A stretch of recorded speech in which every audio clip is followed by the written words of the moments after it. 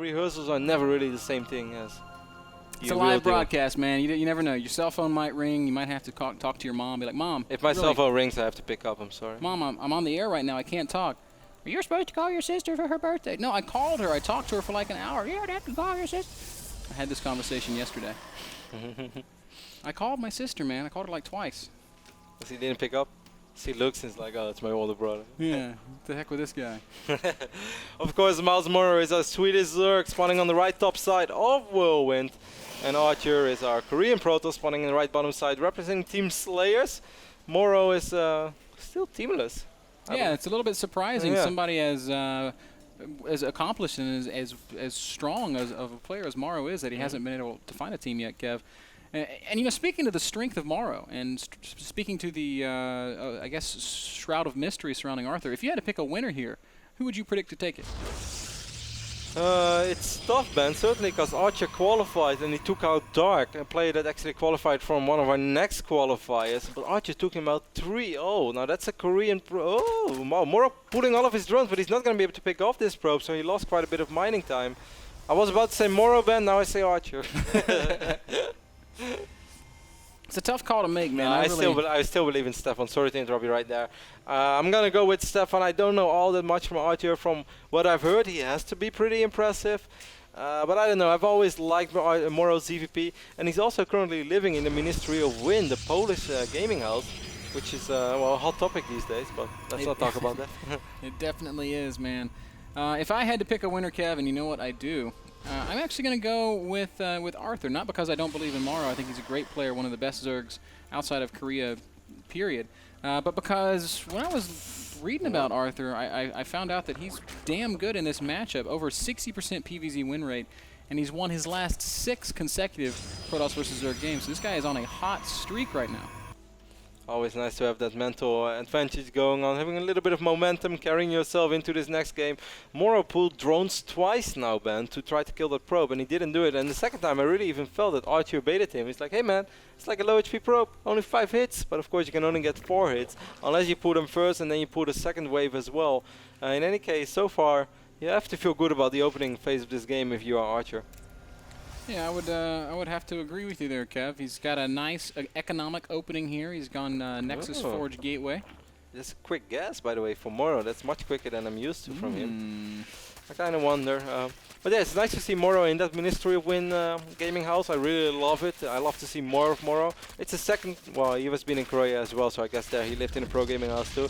But it's the second European pro gaming house that he's part of, as he was also part back then of the Swedish pro gaming house, which unfortunately didn't last very long, but he was there.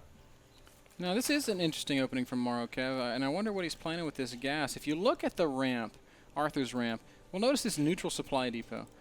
And I am really wondering how in the heck Arthur would wall off against something like Baneling play with that neutral depot sitting right where it is.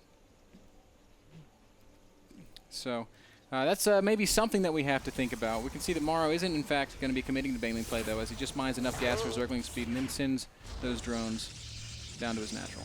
Or where are these drones going?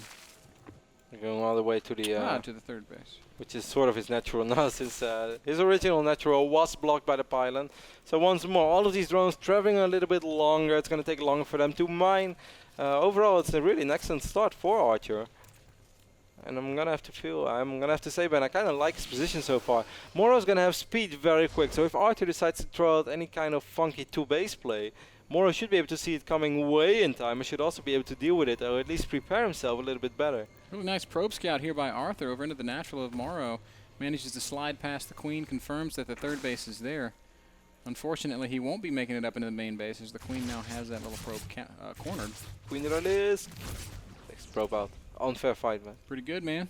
More DPS than a Stalker, according to Frodan. Is that actually true? I can imagine that's true, man. That can't be true. Why not? No way, man. 9, yeah, it's true. It's true, man. Wait until the first Stalker is out, then I will do the math on stream. Even though I know I shouldn't do it, it's just so tempting, man. I'm looking forward to that. We see the robotics facilities on the map, and first and mortars are in production. So is +1, 13 more drones for Morrow right now. But he really needs those drones as well, because it really took quite a while before those injects Actually, before he was able to spend all that lava, so just now Morrow's drone count is starting to look healthy. There is still no additional Roach Warren. Yeah, Morrow might be wanting to play some sort of Zergling-centric style. Yeah. He's known to do that kind of a thing. But, Kev, given the fact that he's going up to lair with no Evo chambers and he's adding all these gases, I think he wants to play... Okay, there's double Evo.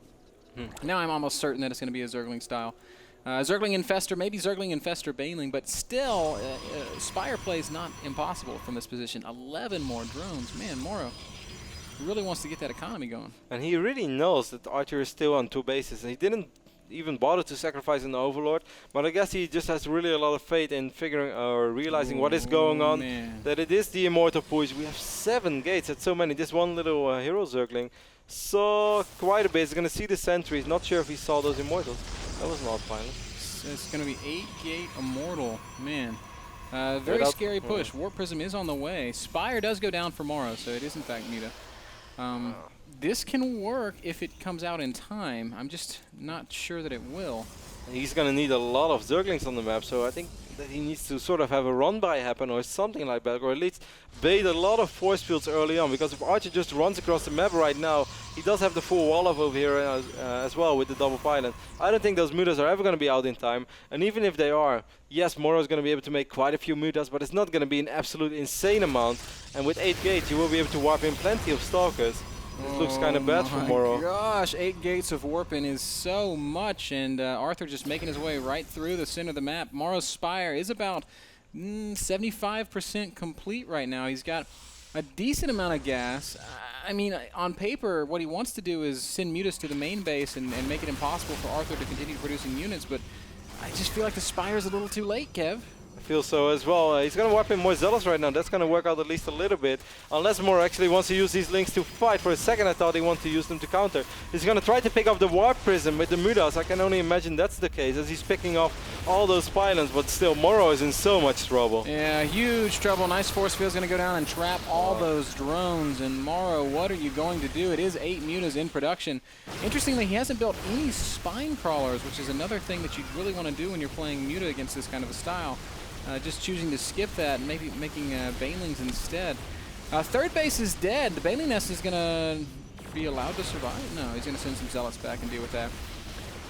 Where are those Mutas? Are they out yet? Now they're just now starting to spawn, so ooh, this is I just don't see it happening, man. This is just an impossible defense. Look how big this army is from Arthur. Yeah, it's 13 Stalkers, 10 Sentries, still 7 Zealots as well. Zerglings coming in from each and every direction right now. The Mutas flying in as well. A couple of Banelings trying to connect. But sick force fields by our Korean Protoss player. Yeah, great force fields. Perfect place to fight right there on that ramp. Keeps the Banelings from connecting, keeps the Lings from coming in from behind him. And obviously Morrow does not have an answer for this armor. This army. His natural completely forfeit. More nice force fields going down. And Arthur with a very powerful 2-base push. I mean, we've seen this many times before, but that is as well executed as it gets. Will take game number 1. Couldn't agree more with you, Ben, as well executed as it gets, but I still have to question Morrow's responses to everything. He had pretty good map vision, had Overlords in good position, but never decided to sacrifice that one Overlord. You're a Zerg player yourself, Ben. How do you look at that? You have to check. You have to know what's coming.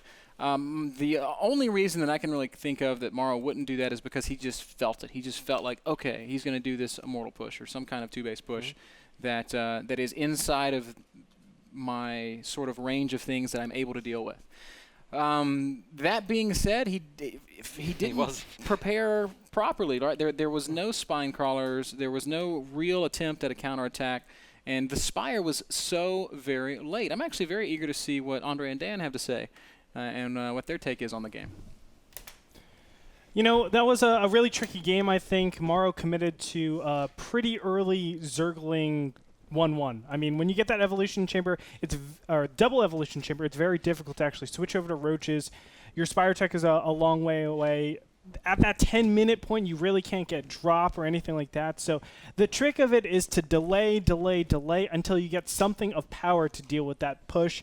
Overall, it's really hard to do that. I think the majority of the time you need roaches in that army composition because there's just too much stuff for only Zerglings to deal with. You just don't have enough concave.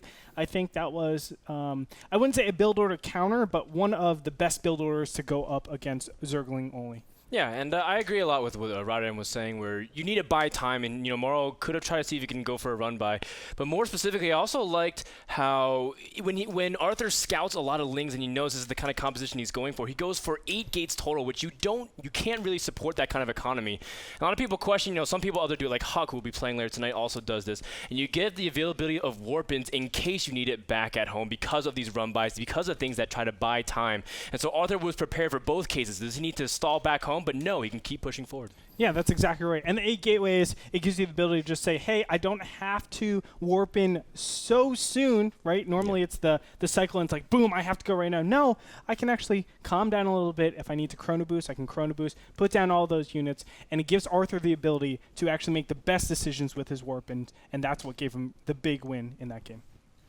Thanks a lot, guys, for that take on the game. Of course, game number 1, Morrow versus Arthur, was brought to you guys by Kingston HyperX. You can check out their full line of solid-state drives and RAM over at kingston.com. We're going to play a very short commercial, and then we're going to be back with game 2, Morrow versus Arthur. Don't go anywhere.